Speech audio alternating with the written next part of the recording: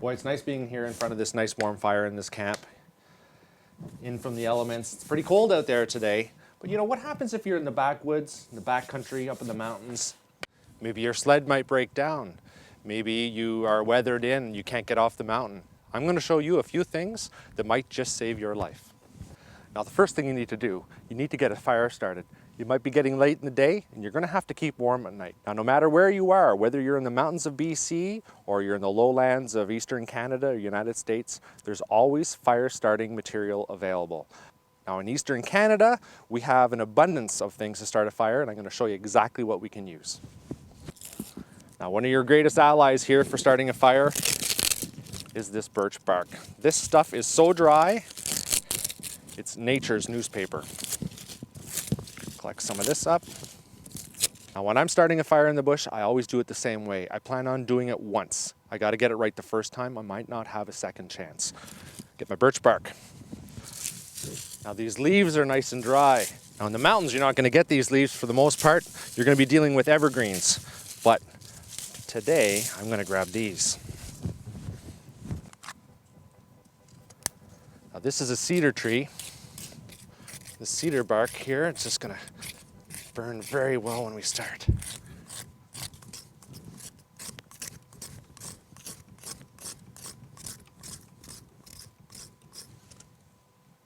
When your fire starts off initially with your birch bark and your shavings here, you're going to want to keep it going. You got to start with these little small branches.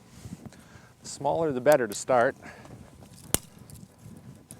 And these are off a cedar tree. Now, these are very, very dry. And they have that old resin in there, and they're going to light up very nicely. Well, as the fire starts, we need to add bigger wood progressively. That's what this is going to be right here. Then once it really starts, we need the big stuff. Since you know you're going to be overnight, you got to get some big wood as well. You got to get the big stuff nice and dry. This here is cedar. I'm going to look for some pine. I got to have enough to last me the night. I have to keep warm. So if you're in the mountains, you might not have access to the birch bark and to the leaves, but you do have access to evergreens. And the lower you go in the evergreen, the drier, the tinder you're going to get. And you know what? This stuff is very flammable. It has a lot of resin in it. Now, depending on how deep the snow is, you might have to go down really far into that tree to get what you need, but you have to do it. You got to get your fire started. Okay. Now, I have everything laid out in front of me, ready to go. Once I get this started up, I'm going to feed in a little bit more of this birch bark. Then I'm going to start with these smaller branches, and as it starts to roll, I'm going to move into the bigger branches until I get to the big stuff that's really going to keep me warm. What I carry in my backpack is this SOL survival kit. It has all kinds of little tricks in here that are going to help you get through the night and help you survive. It's got the fire starter, and it's got the little flint that you're going to need to get this fire going.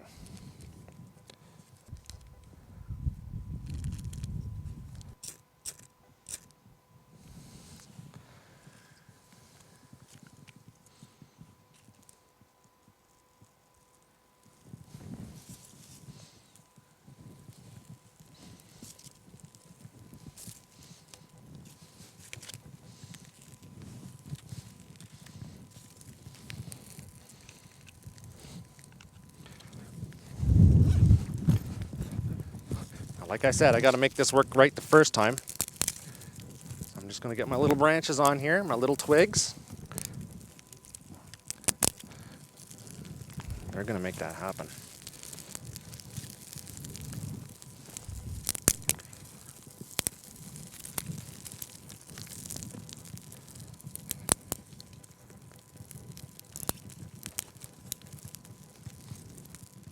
Now, I could make the fancy little teepees and little triangular pattern things, but you know what?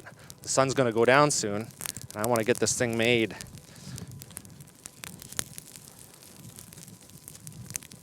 There we go.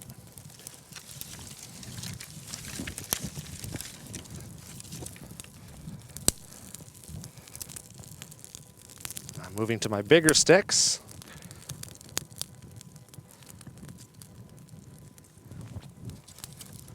These will really keep it going. You know, you don't need to make a massive fire to stay alive. If you make one too big, you're just going to have to keep fueling it all night. That's going to take up too much energy.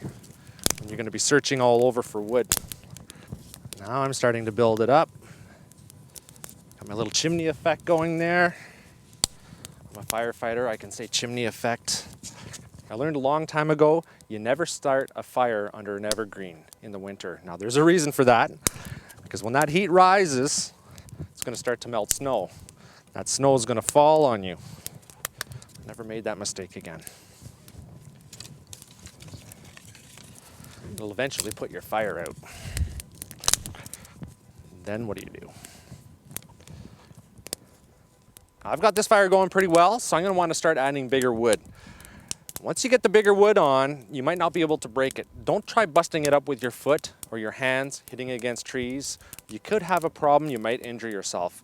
Just break off several pieces, what you can, and start to feed it in. Another way to break some wood, just put it between the crotch of two trees, snap it just like that. I'm set up right beside this old down tree. I can just go along here, break off branches, parts of it whenever I need to add more fuel to this fire. I'm making myself a nice little place to sit, so I'm not sitting directly on the snow. That way I've got a little bit of insulation between my butt and the cold snow. Now whether I'm backcountry riding or riding in the mountains, I always carry this kit with me. I carry the SOL thermal bivvy, the ultralight medical kit, and the sport utility blanket, as well as this little rescue whistle here. This little whistle might be just the thing that saves your life. It might just alert somebody where you are, and they're going to come and get you. Now this little thermal bivvy here, this is what you're going to crawl into at night, and you're going to cover yourself over with snow. This is going to keep you alive. It's not going to be like the Hilton, but it is going to keep you warm. This sport utility blanket has a reflective surface on it. This is going to reflect the heat off the fire onto you. You can wrap yourself with it at night. It's going to keep the warmth in. You can use it as a shelter to keep the rain off your head. You can tie it up and use it as a windbreak to keep the wind off you. You can also make a stretcher out of this if you use 2 poles and wrap these around it. The medical kit goes without saying. You got to have something in your pack. If you cut yourself, you don't want to get an infection. You want to make sure that you're looking after yourself. This is ultralight just as it says, and it doesn't take up very much room at all. When you want to buy any of this life-saving equipment, make sure you give firstplaceparts.com a call. Tell them Louie from PowerMod sent you. Check us both out on Facebook, and don't forget to subscribe for more tips and tricks and reviews. Thanks for watching PowerMods. I'm Louie Skibo.